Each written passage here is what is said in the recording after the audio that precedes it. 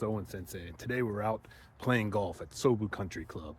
And today I'm going to teach you all about different golf terminologies. Okay, so when you get a big drive and you land on the fairway, they call it a fairway keep or fairway keep. And then if you notice these yellow things in the back, they're actually what you call a playing four. So if I would have hit it out of bounds, you're allowed to hit from here, your fourth shot. So look at this situation. My ball is here, as you can see, right on what they call this the Hanamichi. So the Hanamichi, taken from the Edo period. If you ever watch sumo, the path that the sumo wrestlers walk up, or the kabuki theater where the actors walk up, they all call that Hanamichi. But here in golf, this little fairway that leads up to the green, they call it a Hanamichi. And that's where my ball is right now. Hey, so today I'm actually playing not with a caddy or a regular golf cart, but what they call a dendo cart or electric cart. So we're gonna see here, all I gotta do is come over, press the button, and it starts moving automatically. So you gotta catch up to it. And there you go. Makes my life a lot easier. I don't have to carry my bag. Costs about 800 yen for every 9 holes. So I just hit my ball in the bunker here. So you can take a look, you can see it here. And what I want to explain is, in Japan, when you get a bunker shot, if you get it out and you get it on the green and you only do one putt, they call it suna ichi. Suna means sand, ichi means one. So suna ichi is the phrase they use for what we would call an up and down. Hey, so unfortunately I didn't get a suna ichi. I got actually and out of bounds. So it went over the green and into the woods, out of the bunker. So in Japan, in Japanese, we call that OB, obviously for out of bounds. So 2 penalties, not good. When you get one of these downward slopes like I have right here, we call it kudari, which means go down. And then obviously the opposite would be nobori, to go up. Hey, so another funny word in Japanese golf, right, is gyakume and junmei. And they're actually referring to the direction of the grass. So if you look at my ball here, we're in the rough. It's kind of hard to tell, but I would say this is more of a gyakume. So the grass is like going against the ball, rather than junmei, which the ball, the grass is going with the ball. Hey, so I'm out here on the par 5, and here's my second shot. You can see it there. It's actually with a mulligan. So in Japan, they do actually have mulligans. They say the marugan. I think it's, you don't get to use it too often, but it is known by Japanese golfers. And so this is going to be my third shot. So we would say san dame. San meaning 3, da is the word, your own yomi for hit or uchi, and then mei is the way you count. Actually, it refers to your eye, so sandame. So I put it on the green with my sandame. So no Japanese lesson here, but just wanted to let everyone know. I put it on the green. So actually, now that I think about it, we'd call that green in regulation, right? So you're par 5, you put it on 3. In Japan, they call it par on. So assuming that you're getting a par, and then you put it on. So I guess that's how they come up with that par on, which we would call in English green in regulation. All right, so maybe I wasn't on the green, but I was right at the green. So you can see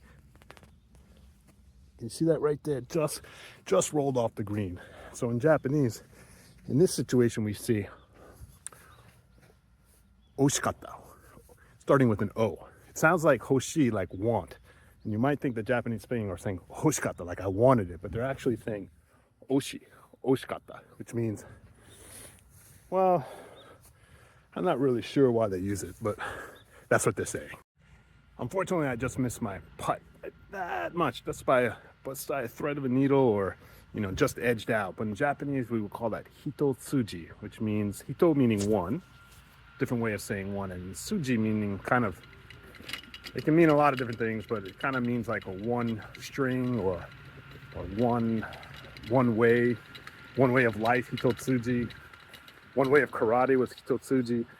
So in golf, when the ball just rolls right by the hole, and you just miss it, you'd say hitotsuzu. So today we're actually playing on a course that has a suzu, or a bell. So once I pass this point, you can see me. Take my hand here, and you have to ring the bell. So I'm actually the last person on this course today. I'm playing by myself. Hitori yoyaku. There's absolutely no one here. It's a bit of a secret, but so there was actually no reason for me to ring that bell since there's no one behind me. But if it was a busy day, when I hit that bell, that means it's people behind me are clear to hit. So pretty unusual to find in Japan, but every once in a while you find your suzu.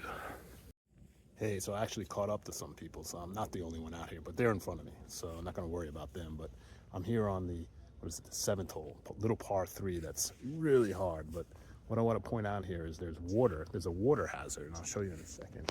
Actually, you can see it kind of down there. So when a ball falls in, they call it a ike, meaning pond, right? Ike pocha is the word they use. So when you hit a high ball, and maybe I'll do that in a minute, and it goes right in the water, they call it ike pocha. It's kind of the sound, I would think, of the ball hitting the water. Hey, so I did actually hit the ball in the water, so it was the ike pocha. So now I got a hit from here, I showed you before, for part 3, playing 3, sandame. Hey, so I reached the 9th hole here. Today I'm only playing 9 holes, but I'm going to tell you my 2 favorite golf words. So the first one is when you dafuru, which actually comes from the English word duff it. So in golf, I think when you have your tee ground here and you swing and you actually hit the ground before the ball, in English we call that duffing the ball, where in Japan they've taken that same word and they've actually transformed it into a Japanese word by adding the sound du. So dafuru is actually duffy do.